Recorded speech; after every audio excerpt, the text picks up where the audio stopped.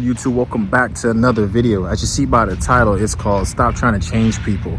And the reason why I wanted to make this video is because literally by the title, like, you have to stop trying to change people. And what I mean by that is you have to let God give the increase. There's a scripture that I'll pop up right here. It talks about one planted, one watered, and God gives the increase. So when God's talking about that, he's showing that there's going to be one person that plants something. But just because they plant, that doesn't do nothing. There's going to be a person that watereth, and then that doesn't do nothing.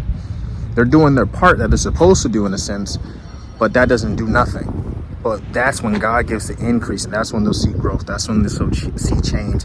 That's when they'll see new redirections, new growth in their life. And it's one of those things, it's like, I have a friend, and I kept trying to tell him, like, yo, do this, like, you know, get this job, go apply here, do this, do that. Because I'm like, you know, there's nothing wrong with working on this level, but I'm like, let's get to this level. Let's keep growing. Let's keep elevating. And he's like, yeah, he gonna do it. But then I didn't see him really change. And I was like, man, when he gonna change? Because, you know, I'm on another level now going up, and I'm like, I want him to, you know, go with me. But then I remember God told me and my father too, they were like, you have to let people get it on their own. You have to let people change on their own. You can't change people at all. It's all on them to change and to accept it.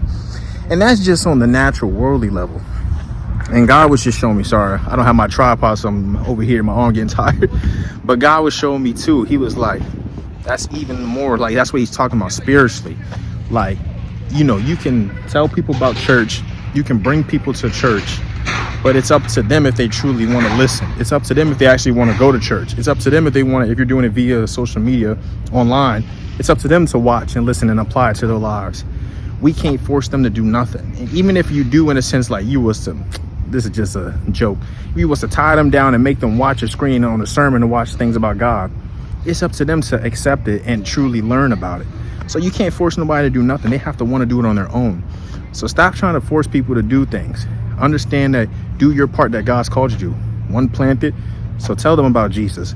Another person, tell them about Jesus. They tell them and show them how God's been good to them in their life and in every aspect of their life. But at the end of the day, God's going to give the increase in their life, and it's up to them to accept it then or not. So this is just a quick video just to say, let them fight their own battles, meaning like they have to accept Christ. They have to want the relationship with him. They have to do the research. They have to want to do all that to know it. They have to do all that to know him. I mean, if you don't want to know Christ, then you won't do the research. You won't do what you're supposed to do. You won't have that relationship with him. But if you do want to know Christ, you'll do everything that it takes to know him, and he will show himself to you. He's already given the increase. A lot of people already planted. A lot of people already water it. God's given the increase, and you have to accept it and truly walk in it now. So I love y'all. Stop trying to change people. Do your part, but let God be God and you be you. I love y'all. I'll see you on the next one. Peace.